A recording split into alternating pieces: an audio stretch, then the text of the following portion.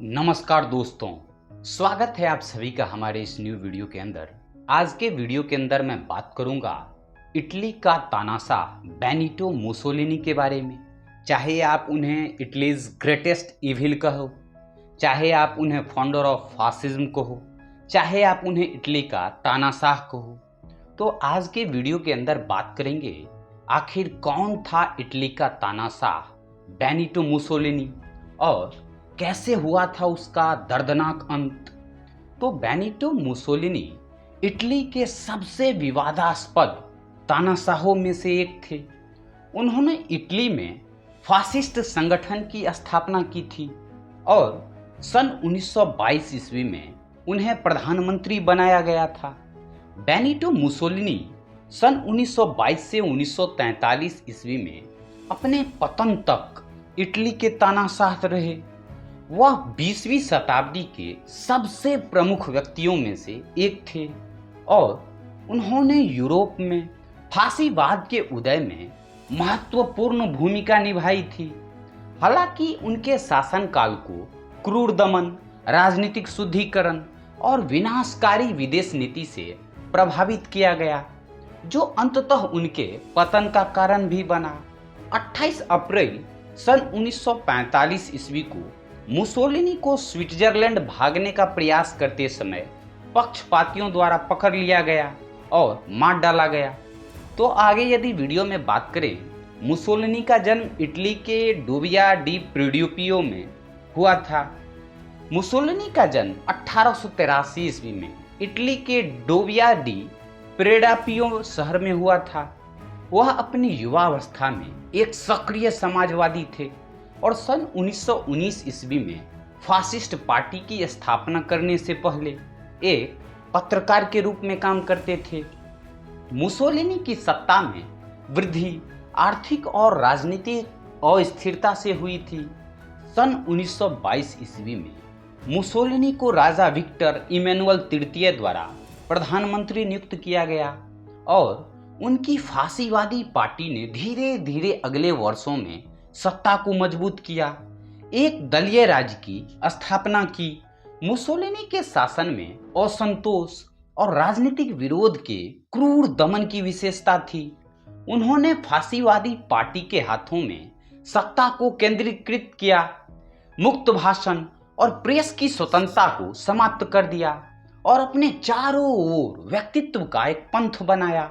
Mussolini की विदेश नीति समान रूप से विनाशकारी थी, जिसके कारण नाजी जर्मनी के सहयोगी के रूप में द्वितीय विश्व युद्ध में इटली का विनाशकारी प्रवेश हुआ। सन 1943 ईस्वी तक सत्ता पर मुसोलिनी की पकड़ कमजोर होती जा रही थी। मित्र देशों की सेना सिसिली में उतर चुकी थी और इतालवी सेना को सभी मोर्चे पर हार का सामना करना पड़ रहा था। फासिस्ट ग्रैंड काउंसिल ने 25 जुलाई सन 1943 ईस्वी को मुसोलिनी को सत्ता से हटा दिया और उन्हें गिरफ्तार कर जेल में डाल दिया गया। मुसोलिनी के पतन के बावजूद वह फासीवादी विचारधारा का प्रतीक बना रहा और कई लोगों ने उसे नायक के रूप में देखा। सितंबर सन 1943 ईस्वी में ऑटो स्क्रोजनी के नेतृत्व में एक जर्मन कमांडो यूनिट ने मुसोलिनी को ग्रैन सासो पर्वत श्रृंखला में उसकी जेल से बचाया। स्क्वाड्रनी का साहसी मिशन नाजियों और इतालवी फासिस्टों दोनों के लिए एक प्रचार तख्तापलट था, जिन्होंने मुसोलिनी और फासीवादी कारण के समर्थन में बचाव का इस्तेमाल किया। उनके बचाव के बाद मुसोलिनी को उत्तरी इटली में एक कठपुतली राज्य के नेता के रूप में स्थापित किया गया, जिसे इतालवी सामाजिक गणराज्य के रूप में जाना जाता है। हालांकि नया शासन कमजोर था और जर्मन सैन्य समर्थन पर निर्भर था और मुसोलिनी का अधिकार सीमित था। यदि मुसोलिनी के पतन के बारे में बात करें तो अप्रैल सन 1945 ईस्वी तक युद्ध समाप्त हो रहा था और जर्मन सेना सभी मोर्चे पर पीछे हट रही थी। 25 अप्रैल को मित्र देशों की सेना के समर्थन से इतालवी पक्षपातियों ने मिलान और उत्तरी इटली के अन्य प्रमुख शहरों पर कब्जा कर लिया। इतालवी प्रतिरोध आंदोलन कम्युनिस्टों, समाजवादियों, उदारवादियों और राजशाहीवादियों सहित समूहों की एक विस्तृत श्रृंखला से बना था, जो फांसीवाद और विदेशी कब्जे के विरोध में एकजुट थे। यदि आगे वीडियो में बेनिटो मुसोलिनी की हत्या के बारे में बात करें, तो इटली के तानाशाह बेनिटो मुसोलिनी की हत्या दुनिया भर में विवाद का विषय रही है। बेनिटो मुसोलिनी और उसकी मालकिन क्लारा पेटाची ने इटली से भागने और स्विट्जरलैंड में शरण लेने का प्रयास किया। हालांकि उन्हें 27 अप्रैल सन 1945 ईस्वी को डोंगो गांव के पास कोमो झील पर पक्षपातियों द्वारा रोक दिया गया था। मुसोलिनी एक जर्मन सैनिक की वर्दी पहने हुए थे, लेकिन उसकी पहचान का पता चल गया और उसे गिरफ्तार कर लिया गया। मुसोलिनी और पेटाची के पास के एक फार्म हाउस में ले जाया गया, जहां उन्हें रात भर रखा गया था। अगले दिन 28 अप्रैल सन 1945 ईस्वी को उन्हें पक्षपातियों के एक फायरिंग दस्ते द्वारा मार दिया गया। मुसोलिनी की मृत्यु की सटीक परिस्थितियां विवाद का विषय है। कुछ लोगों का कहना है कि मुसोलिनी को पक्षपातपूर्ण नेता वाल्टर ओडिस के आदेश पर मार डाला गया था। बेनिटो मुसोलिनी महज 21 साल के शासन में इसने 7 लाख लोगों को मौत के घाट उतार दिया था। जर्मनी का क्रूर तानाशाह हिटलर इसे अपना गुरु मानता था। मुसोलिनी अपने खिलाफ आवाज उठाने वालों को अगले दिन का सूरज नहीं देखने देता था। मुसोलिनी ने सन 1922 से 1943 तक इटली पर राज किया था। द्वितीय विश्व युद्ध की शुरुआत में मुसोलिनी ने लफ्फाजी की थी कि अगर वो मैदान से पीछे हटा तो उसे गोली मार देना। युद्ध की समाप्ति पर जब मुसोलिनी अपनी गर्लफ्रेंड के साथ भागने की फिराक में था, तो विरोधियों द्वारा पकड़ा गया। उन्होंने मुसोलिनी की बातों का अक्षरतः पालन किया और 16 साथियों संग उसे गोलियों से भून डाला। मुसोलिनी का अंत बेहद खौफनाक था। उसके शव के साथ लोगों ने बेहद बुरा सलूक किया। ये उन लोगों का दर्द था जो मुसोलिनी की क्रूरता का शिकार हुए थे। विरोधियों ने मुसोलिनी और उसकी गर्लफ्रेंड के शव को बीच चौराहे पर उल्टा टांग दिया था।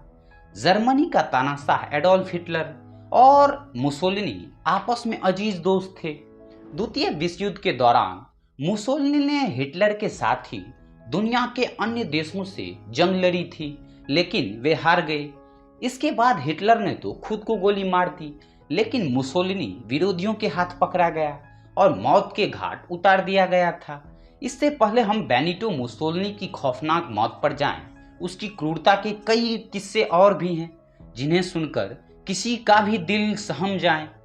बात करें यदि टीचर से तानाशाह तक का सफर का, तो मुसोलिनी की कहानी किसी फिल्मी स्टोरी से कम नहीं। मामूली टीचर से करियर की शुरुआत करने वाला मुसोलिनी नौकरी छिन जाने के बाद मजदूर बना, फिर पत्रकार और फिर सत्ता के शीर्ष पर बैठकर निरंकुश सा तानाशाह बन गया। पत्रकारिता के दौरान हिंसा और आपसी द्वेष फैलाने वाले लेखों से वह कई बार जेल गया। प्रथम विश्व युद्ध के दौरान उसने शार्प शूटर के तौर पर सेवा दी। इसके बाद उसने काले लिबास वाली एक पैरा मिलिट्री फोर्स बनाई और इटली का राजा बनने का ख्वाब देखने लगा। मुसोलिनी के पास काले लिबास वाली खतरनाक और क्रूर प्राइवेट आर्मी थी। उसके दम पर उसने इटली में जमकर उत्पात मचाया और कई सरकारी दफ्तरों में तोड़फोड़ मचा दी थी। विरोध करने वाले कई आम लोगों और नेताओं को मौत की नींद सुला दिया गया। जब उसकी 20,000 की संख्या बल वाली आर्मी इटली की राजधानी रोम पहुंच गई, तो मारे डर के सत्ता पर बैठे नेताओं ने आनन फानन मुसोलिनी को प्रधानमंत्री नियुक्त कर दिया था। हिटलर से बात करें कि किस प्रकार बेनिटो मुसोलिनी की दोस्ती भारी पड़ी। द्वितीय विश्व युद्ध के दौरान जब मुसोलिनी ने देखा कि हिटलर की सेना ने फ्रांस पर चढ़ाई कर दी, तो वह भी दुनिया की नज़र में आना चाहता था। उसने हिटलर से दोस्ती कर ली और जर्मनी के सभी दुश्मनों को अपना दुश्मन करार दिया और उनके खिलाफ युद्ध का ऐलान कर दिया। द्वितीय विश्व युद्ध में हारने के बाद जब मुसोलिनी अपनी गर्लफ्रेंड क्लारेटा पेटाची के साथ भागने की फिराक में था और विरोधी आर्मी ने उसे पकड़ लिया और मिलान शहर में ले जाकर गोलियों से भून डाला। यह दिन था 28 अप्रैल सन 1945 ईस्वी का। ट्रक पर 18 लाशें लाई गई थी और सड़कों पर फेंक दी गई। इन लाशों में एक मुसोलिनी की भी लाश थी। लोग चिल्ला रहे थे और मुसोलिनी की मौत का जश्न मना रहे थे। एक महिला ने अपने बेटों की मौत का बदला लेने के लिए चाकू से बेनिटो मुसोलिनी के शव पर ताबड़तोड़ वार किए। इससे मुसोलिनी की आंख बाहर निकल आई। एक शख्स ने मुसोलिनी के चेहरे पर मरा हुआ चूहा फेंका। लोग मुसोलिनी की मौत को बड़ी जीत के जश्न के रूप में मना रहे थे। इसके बाद मुसोलिनी और उसकी गर्लफ्रेंड के शव को उसके अन्य सहयोगियों के लाशों के साथ उल्टा लटका दिया गया था। तो दोस्तों, ये रहा हमारा आज का वीडियो, कंप्लीट वीडियो, जो कि था इटली के तानाशाह, इटली के प्रधानमंत्री, founder of fascism, Italy's greatest evil Benito Mussolini के ऊपर। आशा करता हूं कि इस वीडियो के अंदर आपको बेनिटो मुसोलिनी से रिलेटेड बहुत सारी जानकारी मिली होंगी, कुछ नया सीखने को मिला होगा। यदि अच्छा लगा हो तो प्लीज़ वीडियो को अधिक से अधिक लाइक करें, शेयर करें, सब्सक्राइब करें। कमेंट सेक्शन में अपना महत्वपूर्ण फीडबैक, सजेशंस, आगे आप किस टॉपिक पे वीडियो देखना चाहते हैं ज़रूर बतावें। और यदि एडोल्फ हिटलर पर आप वीडियो नहीं देखे होइएगा तो प्लीज़ चेकआउट कीजिएगा। फिलहाल आज के वीडियो में इतना ही।